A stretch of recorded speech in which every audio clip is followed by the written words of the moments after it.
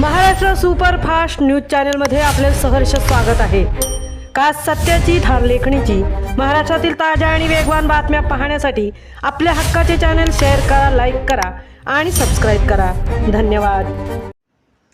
श्रीवर्धन नगर परिषदेच्या शहर विकास आराखडा क्रमांक 34 गट क्रमांक 151 मधील शासकीय जागेत उंटवाल्यांचे अतिक्रमण, नगर परिषदेचे दुर्लक्ष।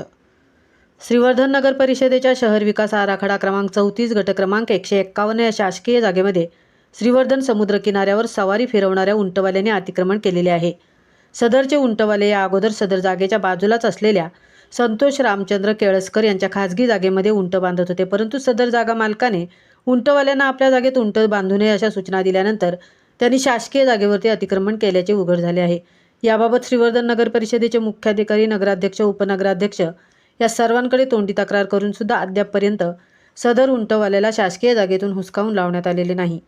विशेष बाब म्हणजे नगर परिषदेने त्या ठिकाणी कोणत्याही प्रकारचे अतिक्रमण केल्यास सदर अतिक्रमण करणाऱ्यांवरती कारवाई केली जाईल व सदर कारवाईच्या वेळी कुणाचेही नुकसान झाल्यास नगर परिषद जबाबदार राहणार नाही अशा आशयाचा फलक देखील लावलेला आहे। त्याच ठिकाणी उंटवाला उंट बांधत आहे।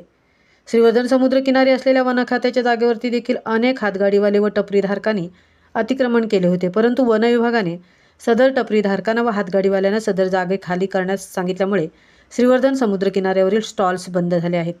त्यानंतर नगर परिषदेने आपल्या अखत्यारीत असलेल्या जागेवरती अनेक ठिकाणी फलक लावून कोणत्याही प्रकारे हातगाडी स्टॉल्स किंवा टपरी उभारणे असे केल्यास कारवाई केली जाईल अशा प्रकारचे बोर्ड लावण्यात आलेले आहेत। तरी सदर उंटवाल्यांना शासकीय जागेमधून केव्हा काढण्यात येईल असा प्रश्न नागरिकांमधून उपस्थित केला जात आहे।